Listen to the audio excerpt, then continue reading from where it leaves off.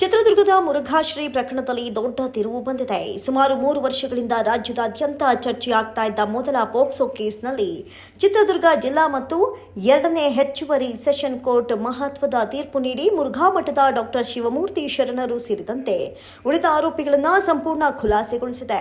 2022 August 31ರಂದು ಮಠದ ಹಾಸ್ಟೆಲ್ನ 2 ಅಪ್ರಾಪ್ತ ಬಾಲಕಿಯರ ಮೇಲೆ ಲೈಂಗಿಕ ಕಿರುಕುಳ ನೀಡಿದ ಆರೋಪದ ಮೇಲೆ ಪ್ರಕರಣ ದಾಖಲಾಗಿತ್ತು.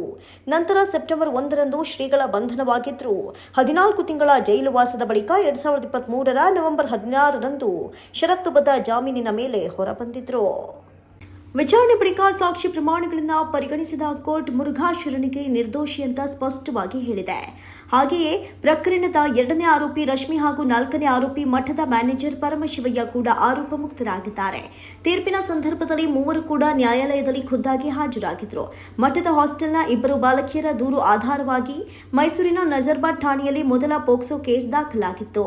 ಈ ಹಿನ್ನೆಲೆಯಲ್ಲಿ ರಾಜ್ಯದಾದ್ಯಂತ ತೀವ್ರ ಚರ್ಚೆ ವಿಮರ್ಶೆ ನಡೆದಿತ್ತು.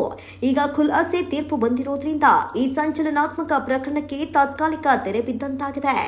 ಇದೀಗ ಈ ತೀರ್ಪಿನ ಹಿನ್ನೆಲೆಯಲ್ಲಿ ಮತ್ತೊಂದು ದೊಡ್ಡ ರಾಜಕೀಯ ಕಾನೂನು ಚರ್ಚೆ ಮತ್ತೆ ಶುರುವಾಗಿದೆ. ಅದುವೇ ಮಾಜಿ ಮುಖ್ಯಮಂತ್ರಿ ಬಿಎಸ್ ಯಡಿಯೂರಪ್ಪ ಅವರ ವಿರುದ್ಧ ದಾಖಲಾಗಿರುವ ಪೋಕ್ಸೋ ಪ್ರಕರಣ.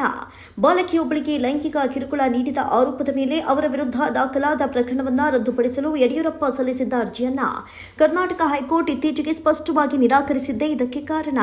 ಶಾಸಕರು, ಸಂಸದರ ವಿರುದ್ಧದ ಕ್ರಿಮಿನಲ್ ಪ್ರಕರಣಗಳ ವಿಶೇಷ ಪೀಠದ ನ್ಯಾಯಮೂರ್ತಿ ಎಂಐ ಅರುಣ್ ಅವರು ವಿಚಾರಣೆ ನಡೆಸಿ ವಿಚಾರಣಾ ನ್ಯಾಯಾಲಯವು ಯಡಿಯೂರಪ್ಪ ಅವರಿಗೆ ಜಾರಿ ಮಾಡಿದ್ದ ಸಮನ್ಸ್ ಮುಂದುವರಿಬೇಕು ಅಂತ ಹೇಳಿತ್ತು. ಜೊತೆಗೆ ಆರೋಪದ ಗಂಭೀರತೆಯ ಹಿನ್ನೆಲೆಯಲ್ಲಿ ತನಿಖೆ ಮತ್ತು ವಿಚಾರಣೆ ನಿಲ್ಲಿಸಬೇಕಾದ ಅಗತ್ಯವಿಲ್ಲ ಅಂತ ಸ್ಪಷ್ಟಪಡಿಸಿದ್ರು. ಆದರೆ ಹೈಕೋರ್ಟ್ ಒಂದು ಪ್ರಮುಖ ಸೂಚನೆ ನೀಡಿತ್ತು. ವಿಚಾರಣೆಯ ಪ್ರತಿಯೊಂದು ದಿನವೂ ಹಾಜರಾಗಬೇಕೆಂಬ ಒತ್ತಾಯ ಯಡಿಯೂರಪ್ಪರ ಮೇಲೆ ಬಾರದಂತೆ ನೋಡಿಕೊಳ್ಳಬೇಕು.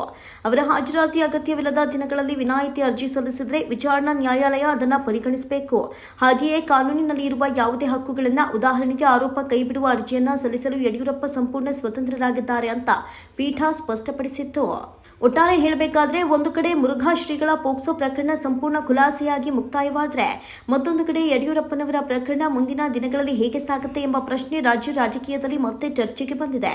2 ಪ್ರಕರಣಗಳು ಸಂವೇದನಾಶೀಲ, 2 ಪ್ರಕರಣಗಳು ತೀವ್ರ ಸಾರ್ವಜನಿಕ ಗಮನ ಸೆಳೆದಿದ್ದು ಮತ್ತು 2 ಕಡೆ ಕಾನೂನು ಹೋರಾಟ ಮುಂದುವರಿತಾ ಇರುವುದು ರಾಜ್ಯದ ಕಾನೂನು ರಾಜಕೀಯ ವಾತಾವರಣವನ್ನ ಮತ್ತೊಮ್ಮೆ ತೀವ್ರ ಚರ್ಚೆಗೆ ದೂಡಿದೆ.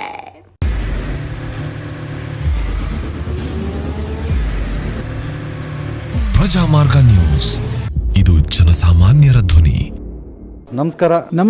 ನೀವು ನೋಡ್ತಾ ಇದ್ದೀರಾ ಪ್ರಜಾಮಾರ್ಗ ನ್ಯೂಸ್. ರಾಷ್ಟ್ರದ, ರಾಜ್ಯದ ರಾಜಕೀಯದ ಬಗ್ಗೆ ಹೆಚ್ಚಿನ ಸಿನಿಮಾ ಅಪ್ಡೇಟ್ಗಳಿಗಾಗಿ ಫಸ್ಟ್ ಲೈಕ್ ಮಾಡಿ, ಸಬ್ಸ್ಕ್ರೈಬ್ ಆಗಿ, ಹಾಗೆ ಫಾಲೋ ಕೂಡ ಮಾಡಬೇಕು.